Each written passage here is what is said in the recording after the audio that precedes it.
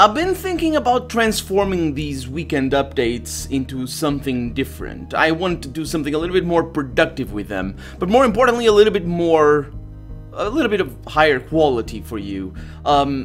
So my plan is to transform these weekend updates into bi-weekend updates. They already are, because I've been consistently missing every other weekend, and I do apologize for that. It's just time is a problem. Time is a problem because I have a full-time job, as you guys know. So what I've been thinking and preparing to do, and it will come soon, is to transform these videos into sort of a 10-minute, 15-minute video essay every 2 weeks. And that sounds really tricky to do, because you see, you might know other channels that do exactly this. Maybe not 15 minutes, maybe a little bit more, maybe a little bit less. There are channels that do one of these style of videos every day. But they are very good. For starters, they have their stuff together, and they have a method. And that's the thing that I want to talk about today. The method of creating video essays. So before I get into that, let me just explain what I am thinking of doing. So what I want to do is every other week, so basically every fortnight, I want to release a video that talks about a specific theme. I do that in these weekend updates, but I don't really want to focus on necessarily on stuff that just pertains to my channel. Like this weekend update just pertains to this. I want to focus on stuff that talks about, you know, things like RPGs. The first one that I'm gonna do has got to do with world building and world storytelling. And if you've been to my Fallout New Vegas streams lately, you know what I'm talking about. If not, you're gonna have to wait. But basically, I want to do a video about that.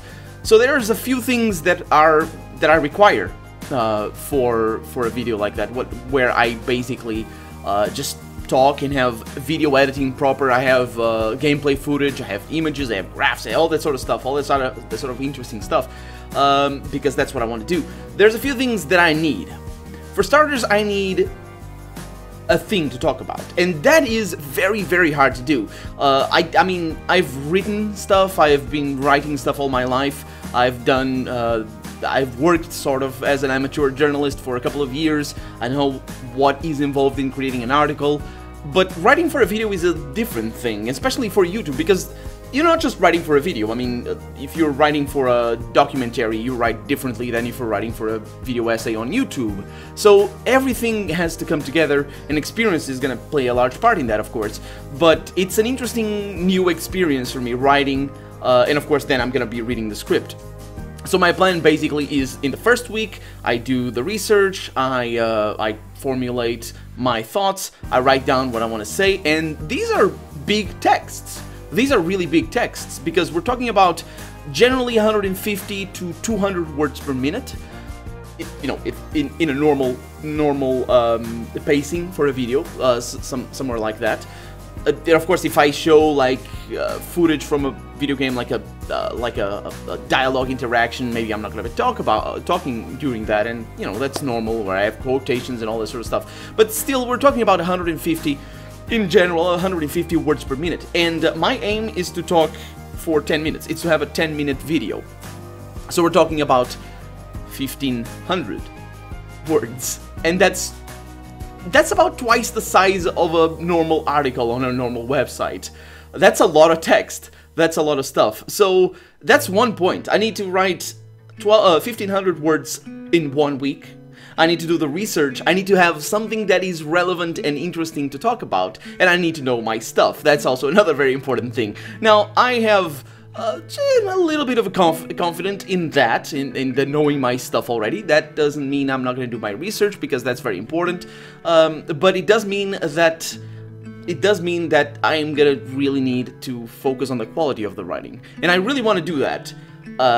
And that's my plan. Basically, focus for a whole week on writing something, and I plan on doing this on well, at least posting previews both on my Patreon and on my Discord. If you're my Patreon, you have access to the Discord. I'm still debating whether or not I'll open the Discord to everybody. I could do that, but at this moment, time is still of a thing, so, I mean, I'm still debating that. But anyway, I want to do a whole week of writing things down, and then comes the really hard part. Then comes the I think that I say that it's the really hard part, and that's the thing is, it's the stuff that usually takes the longest.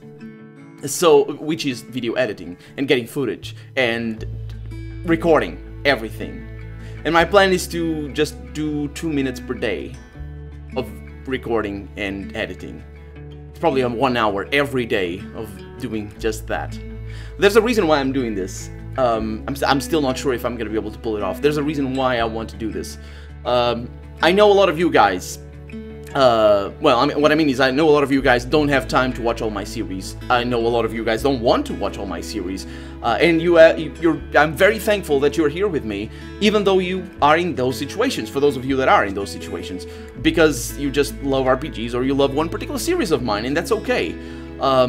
Watching Let's Plays or just listening to Let's Plays is a very specific experience. Different people will want different things, and it just works differently for different people. But I want to cater as well with what I have in my head, with my opinions about different things, like what makes a good character system in an RPG, why a specific thing in a specific new RPG, for example, is really interesting or not. All those things I want to take them out. I will still keep them in the Let's Plays, but I want to take them out into these video essays that I want to do. And I want to put them in an interesting and productive and to-the-point format that will cater to those of you that don't have time to watch all my videos. Well, I want to say you don't watch all my videos. I know very, very few of you watch all my videos, and that's normal, because, you know, that's how Let's Plays work. But what I mean is those of you that basically don't have time to watch most of my videos, or any of my videos, and those are the ones, everybody, yes, but those are the ones I want to kind of bring back into the fold, as it were. That said, because of the way YouTube works, I am thinking of creating a new channel for those videos, for those video essays. And the reason is, there's two different types of YouTube channels that don't really go well together in the traditional subscription box thing. And I feel that's one of the reasons why YouTube added the notification thingy that you have below the video. So basically you can be subscribed, but there's also a little bell thing that you have that you can click, and it activates, excuse me, and it activates notifications. So basically it shows up over there in your notification little box, I guess. And I suppose it with a app on the phones. I don't use YouTube on my phone, but on the app also shows up right there. So basically it's a two-tier way of doing the subscription thing on YouTube. And I don't ask you, I never do, and I probably never will if things stay the way they are. I don't ask you to add me to your notifications, because I know how I know it will diminish the value of those notifications. For starters, I have a lot of series that you probably don't watch, and then I release a lot of videos each day, so that's 5 notifications a day at least that you're gonna get just from my videos. And the other thing is that you can, with a certain amount of attention, you can very quickly know when I release my videos, because I release them at always the same time, and I've talked about that as well in another one of these weekend updates. So I release my videos all at the same timetable, so you can kind of predict that. You can predict which videos will be released, which is also the thing I talked about in that other video that I'm talking about, but that's something that you can kind of rely on. So for my channel, for sort of Let's Play channels, the subscription bell, it's not necessary. It's actually, I think it's harmful. But, you know, of course, you do your YouTube the way you want to do it. But for channels like, well, let's think of the channels that I have added to my notification thing, like Vsauce, or Cyanide and Happiness, or Veritasium, just channels that release a video every couple of weeks or every month, maybe sometimes, and then when they do, I'm like, yes, there's a new video for those guys. I want to see that. I want not to miss that. And even though I get my subscription box is very, very tight, it's got a lot of videos, but I go through it. I never miss a video in the subscription box. I still have those on my notifications because they are just an event for me on YouTube. So that's why I'm saying this. I think a new channel might be better. And there's another thing as well, which is just the normal discoverability of those videos. If I release a video essay in a Let's Play channel, somebody that sees me or joins me as because of a Let's Play, then they're curious enough to go and see my other stuff. It's unlikely that they'll notice there's a playlist for those video essays. If I even these weekend updates, I need to feature them on the main channel page for them kind of to get a little bit more exposition. And I did that recently, and I can see the views going up on these weekend updates, and they're crap. They're just me talking, and this is all off the cuff. It's not pre-written. You don't see me reading from anywhere. I have my thing below you right now. I have my thing where I have what I want to talk about, and I have 3 points about this thing, but it's off the cuff. So it will inherently waste your time. This is me wasting your time. And that's the thing. I think that is something that I'm very conscious of. And even though I watch podcasts and I watch just streams and all that, I'm very conscious of what it is. And why podcasts are on the rise, or were at least, because they are the easy way of doing things. In a podcast that lasts 2 hours, you work less than in a video that lasts 10 minutes. It's easier to make a podcast that lasts 2 hours than a video that lasts 10 minutes. It's way easier. And the reason for that is simply because you're just talking. It's just you talking. And you record, you don't need to do any editing, and just upload. And that's fun, and I love podcasts. I listen to podcasts every day. I listen to Let's Plays every day, and as I work on my daytime job. But it's more of a company, and that's why I think the streams also are like, it's sort of a company, sort of a hanging out. It's not the same kind of thing. And as much as I love that, and I do like doing that, I'm not putting off the idea of doing podcasts again, because I've done it in the past as well here on the channel, but I want a separate channel for that, I feel, and I want something where people join me because of a video article. They see that, and they just go look for other stuff. And I feel that if you found those channels, if you found a channel that has a video about why this superhero is amazing, or why the writing in this series is terrible, or whatever, I feel that you can get what I'm saying. You go to their videos, and you see videos about all different subjects, yes, or maybe all about that as well, but you see stuff that you might want to click. And if they have, there's some channels that I follow that have those sorts of videos, but then they have like smaller videos about just a cat, or smaller or bigger stream videos for gameplay, and I'm like, why? I'm not here for that. I'm here for your video essays. So that's why I'm thinking of creating a new channel. I'll still put everything in this channel. You'll tell me, I'll tell you, I should say, I'll tell you when I release a video. I will transition those videos out eventually, but I'll still let you know. At least in these weekend updates, I'm still thinking about how I want to do that, but I'll still let you know that there's a different channel if I make that channel. Don't you worry. Yeah, that's what I wanted to say. If you have any suggestions, if you have any likes, more importantly, if you just really like this particular video essayer. That's not it. If you like channels that do this sort of content, and if you have any suggestions, something that you feel that I could follow as an example, feel free to post them down below, because I know a few, but I don't know everyone, and I just to let you know my preferences, I really like the Escapist, the Yahtzee, I don't remember his name, sorry, I'm so sorry, I don't remember his name.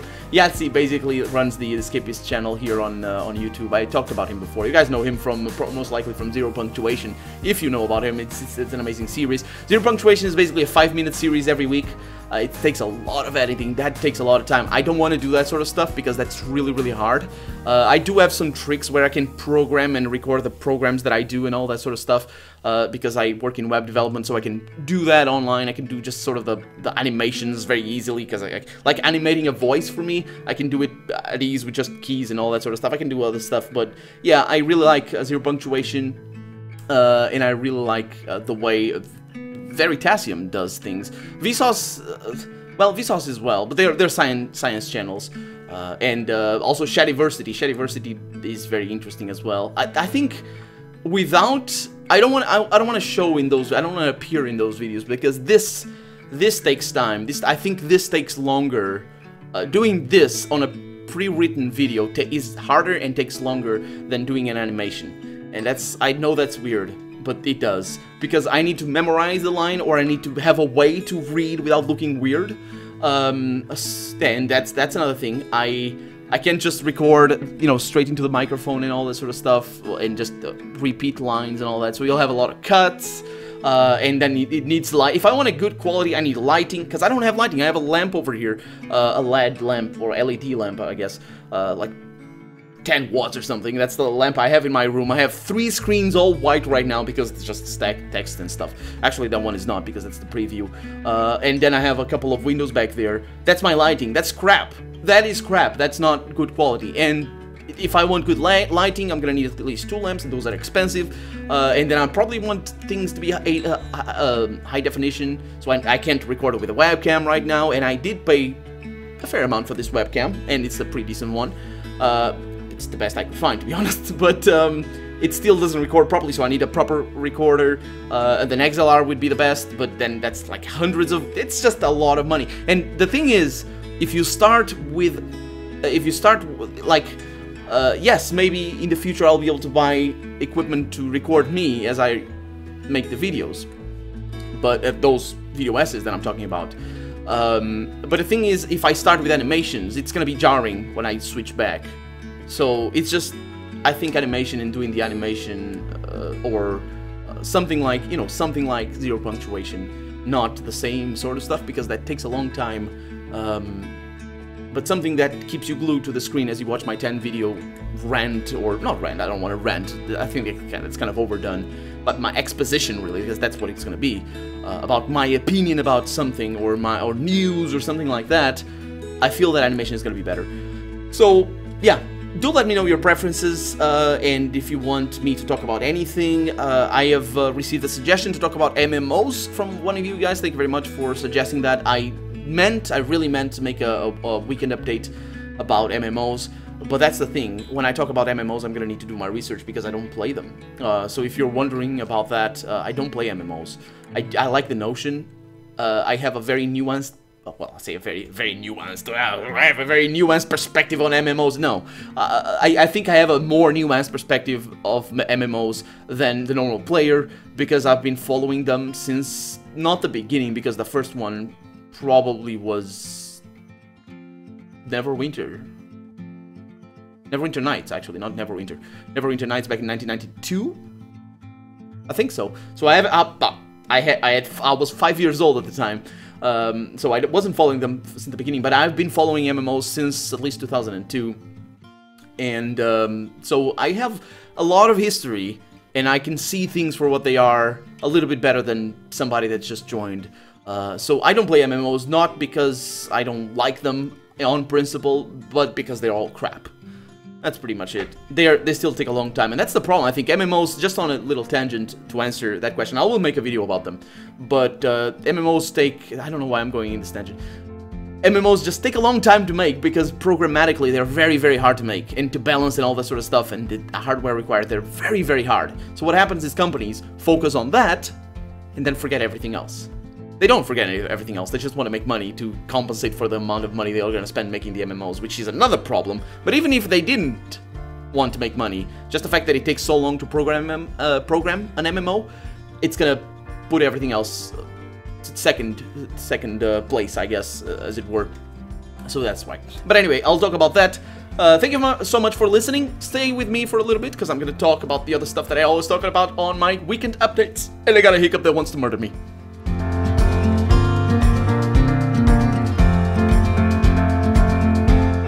So what new RPGs have been released this last couple of weeks? Well, I actually have 3 new games.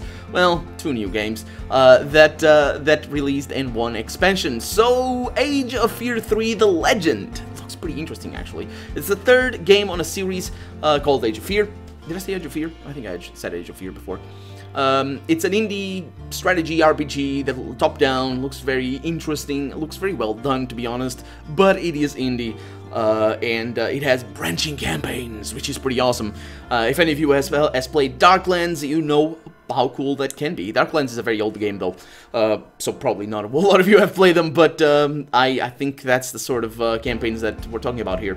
Although I don't know how branching they are, but it's an indie game. You can check the links in the description if you want to check it out on Steam, and then if you want to buy it on Steam or elsewhere, you can just look for that yourself. Also, another game is Star Story: The Horizon Escape, and this one actually caught my eye a while ago as well. It looks very, very pretty. It looks very interesting, but I never played it. It was out in early access for a while.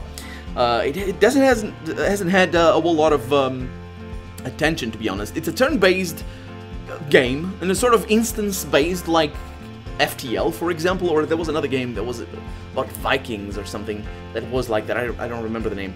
But it's sort of instance-based, dialogue-heavy. It's not very dialogue-heavy, but it's text-based adventures and turn-based combat, and you just go from place to place. And it has multiple endings. It has a lot of choices and consequences, and it looks very awesome. It's $14.99, I think, at the time. That's euros, though, so dollars could be other things and other currencies as well. So links in the description if you want to check it out. It looks pretty cool. And the other game that got released this week, it's not a game, it's an expansion for Tyranny. It's called Bastard's Wound, and it features a new area. It features... they also released the free patch, so if you just have the base game, you can get the free patch that adds a new ending. An ending where you can... basically do something that you couldn't do before. I'm not gonna spoil it for you. You might have been spoiled already if you haven't finished the game, but it's not a big spoiler, I guess. Don't worry. If you've heard about siding with somebody and all that, don't worry. It's not a big spoiler. But yes, that's a free patch. And the Bastard's Wound campaign, apparently it's interesting. So links in the description as well. I haven't played it. I probably will end up playing it, but maybe not on the channel.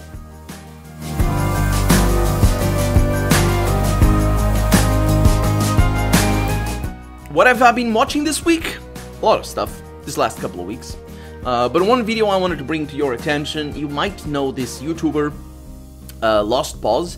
He does a lot of anime sort of things, and yeah, well, I don't watch him personally, but I have watched his video that I am linking up there for you, about how, well, in the title, how he got destroyed by YouTube and is being forced to change. I think that was a sort of impromptu video that he recorded after seeing his entire channel demonetized, according to him. So what's been going on YouTube? You might have seen some videos about this. I'm not gonna go into too much detail. It has happened to me as well. It's kind of weird, and it's happened to Bumpy McSquigums as well, and to other YouTubers that I keep in touch with, partially or none at all as well. But usually it's partially happens. So what happens is YouTube is running an algorithm that checks against a lot of things on the videos to check whether or not the videos are advertiser friendly. And basically the problem is the rules are a little bit vague and actually very stringent. So basically some of my videos are not advertiser friendly, and I've looked into them. Most of them are old, but some of them are newer. I've looked into them, and all of them are videos where I have some sort of, well, usually it's when I have a little bit of cleavage in the thumbnail, and then the titles don't seem really to matter. I don't swear a whole lot. I don't touch on sensitive subjects. I don't swear. I only swear on games that actually swear. So yeah, there are some games that swear. So I guess that all gets caught up. And usually it's those sort of videos that are not advertiser friendly. And what happens is, if they are not advertiser friendly, YouTube doesn't actually demonetize the videos, but it might as well. According to what we as YouTubers can tell, it's basically a drop in 90% of the ad revenue for that particular video. And to have an entire channel demonetized, I mean, even if you're making $1 million a year, 10%, well, actually 10% is still gonna be pretty decent, but yeah, well. Anyway, 10% of your original revenue is pretty tough. And if you're living on YouTube, and if you haven't diversified, because Twitch is a thing, and Patreon is a thing, and GameWisp, and there's other things as well where creators can get basically their livelihood and gain their livelihood with the support of the viewers.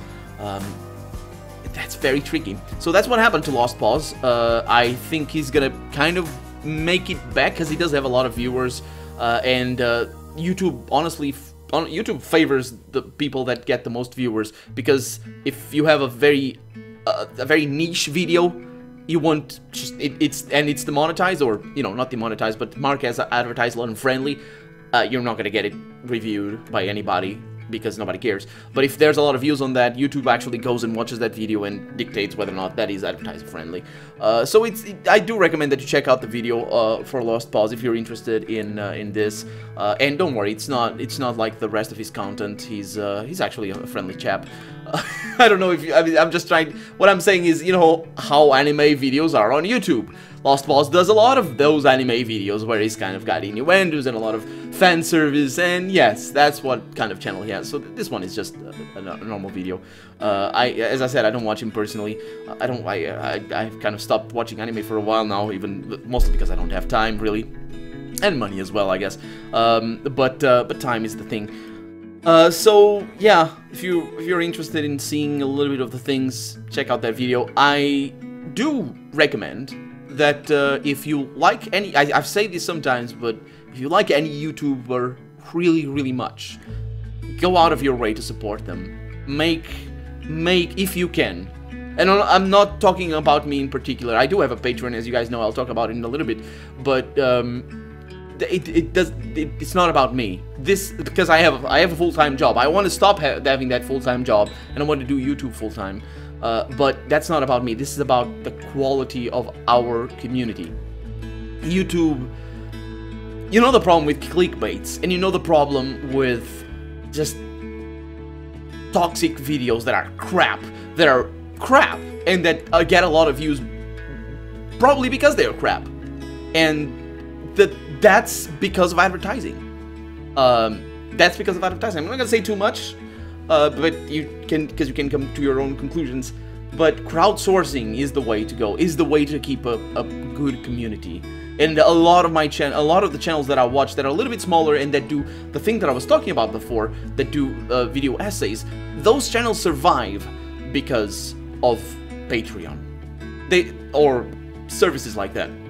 They don't survive based on advertisements and YouTube ad revenue. I got hiccups. Sorry, I drank a little bit of water. But they don't survive because of that, and they will survive less and less because of that.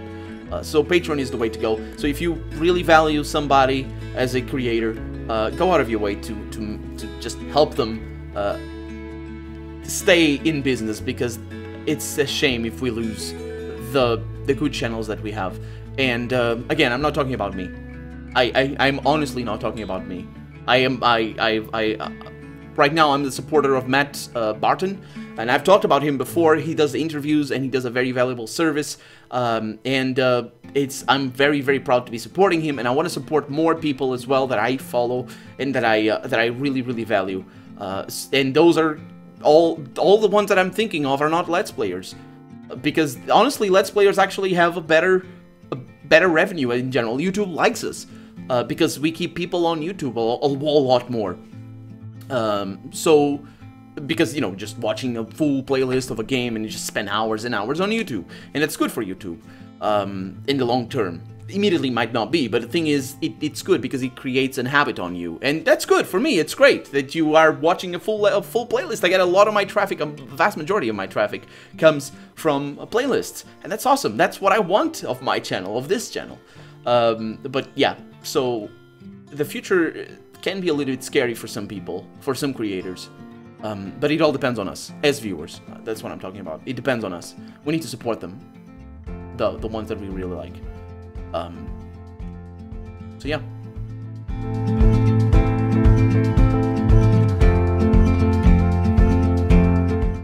So speaking of supporting them, I also have a Patreon page. It's over there if you want to check it out. And it's growing, and I am very happy that it is growing, and that you guys are joining me in the RPG army, as it were.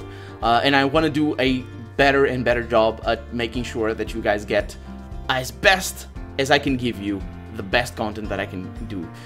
So yeah, I want to welcome 2 new patrons. Thank you very much for your support. You guys are amazing. Andrew Gook, welcome to the RPG Army. And Assuming, how's it going? Welcome to the RPG Army as well. I'm assuming that that's how it's pronounced, but yes. I also want to thank the other patrons that have been with me for a while now. Thank you very much for your support, guys. You're very generous. Rob Anybody, Robert Daffern, Eric Todd, Paul Bible, Joshua A. Ennis, Christopher Chilton, Michael Grayson, Grigory Krasikov, The Mad Larkin, and Andre Foral, and Atom Collider. Thank you guys so much for supporting me.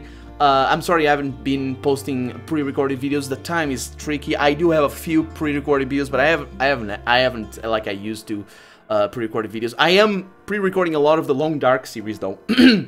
So if you guys want to get that I want to finish it, and I have like 10 episodes pre-recorded, and I'll be uploading them to Patreon. So if you guys are my patrons, go there and check it out if you want to see that series in advance to what YouTube will get, because I am doing every other day a video of The Long Dark, but everywhere else I kind of have just one video pre-recorded, so it's tricky to do there, to show the, to put my pre-recorded videos on Patreon, basically. And also, I want to say another thing. Man. Oh, yeah. The other thing that I want to say. In the videos that are going to come up, it's all going to be the same community. In the video essays that I was talking about, it's all going to be the same community, and you'll still get thanks in those videos, and you'll get thanks in any of the non-Let's Play videos that I make here on this channel, or in the new channel, or anywhere. If you're my patron, you'll get thanks, because that's the least I can do.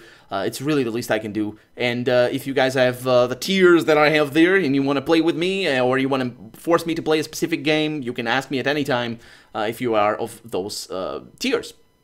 So yeah, thank you very much. Check out my Patreon if you're interested in seeing what I have there for you as an incentive, but really it's just crowdfunding, I should say, and trying to get me to do YouTube full time. Thank you very much for your support.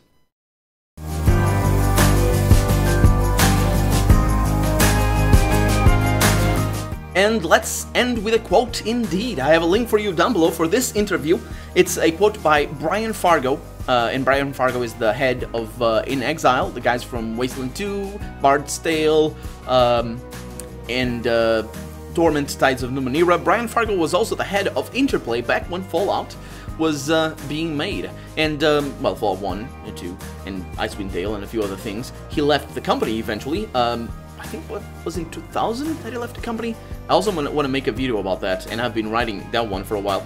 But anyway, Brian Fargo, you know his name. If you play Fallout, he's the first name that appears. He's the first name that appears because he was the head of the company, and he's got a very interesting quote that I totally agree with. But of course, this is directly from the horse's mouth. Oh, I don't want to call him a horse. It's not what I'm. It's just a saying, and it's about Interplay. I think their biggest accomplishment was producing some of the finest RPGs of the 90s under difficult conditions. We were never financed like the big boys at Interplay, and we were forced to be scrappy and produced games with far less resources than most. And this is what I mean when I say Fallout is a B game. It was always produced as a B game, even though at the end of its cycle, it did get an influx of cash that got a lot of things done, like voice acting, for example, and testing and other things. But those games were underfunded, and I do have to disagree on one thing over here. They weren't the finest. They weren't some of the finest RPGs of the 90s. They were the absolute finest RPGs of the 90s, and some of the finest RPGs of all time, for sure. We're talking Baldur's Gate here. We're talking Fallout, Planescape. Yeah. Anyway, thank you so much for watching, and I'll see you next time. Bye-bye!